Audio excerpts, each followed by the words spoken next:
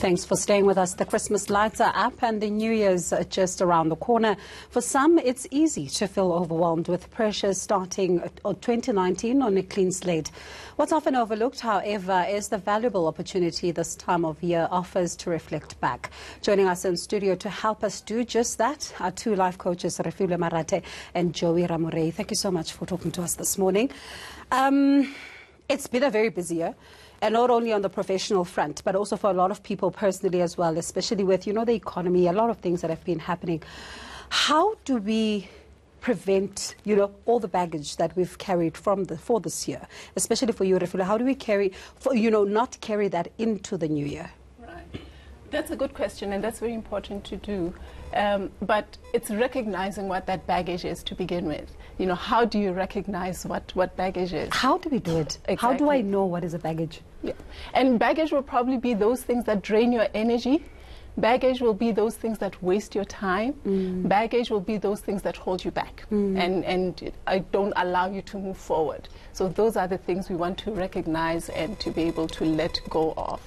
Sometimes we create the baggage, but sometimes it's external as well. Yeah. So you need to be able to do both and figure that out. And for you, Ndata Joey, how do I then stop myself from taking this thing on with me to 2019? Because for some people it's like, no, but this, you know how some people will say, but this is trouble that's just not going away. It seems to be a part of my life.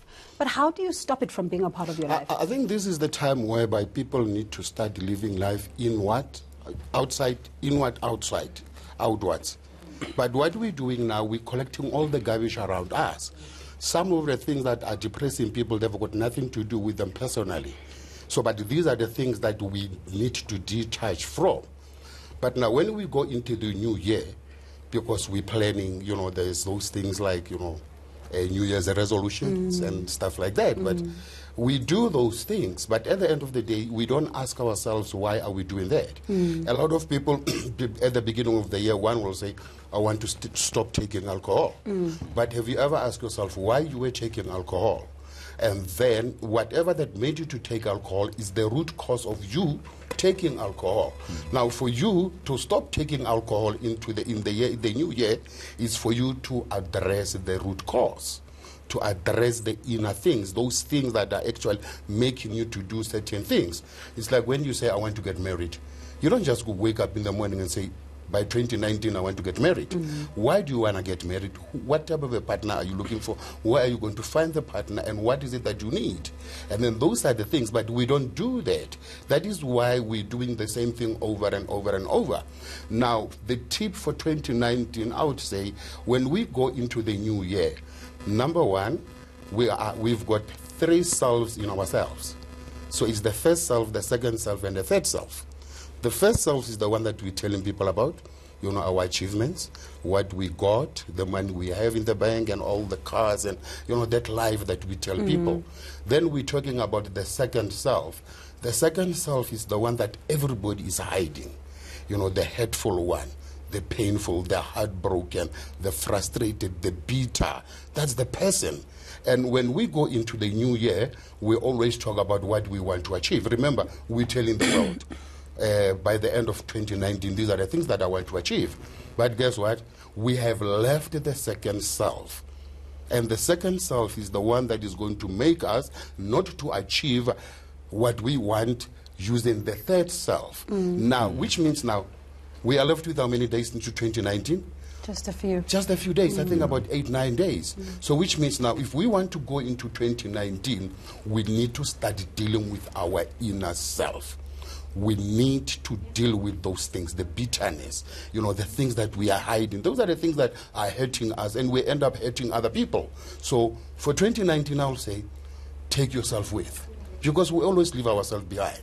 And that is why we don't achieve what we want to achieve. And now, speaking about New Year's resolutions and people actually keeping up with some of these plans that they set for themselves, for those who feel overwhelmed, or for those who feel who are in a depressed state because of not achieving some of these goals that they had set out, what are some of the ways they can use to kind of, reassure themselves or kind of build on even the little that they've built up so far in the year? The first question you ask yourself is, who are you? Who am I? because there are things that we want to achieve. There are things that we are not going to achieve. We need to, I believe life is simple. We only happen to complicate it. So when I say life is simple, what are the things that are achievable? What are the things that you can, do the little things so that you can be able to give yourself a pat at the back. But I cannot wake up and say, I want to go and do an MBA. First, I've got to go through certain processes.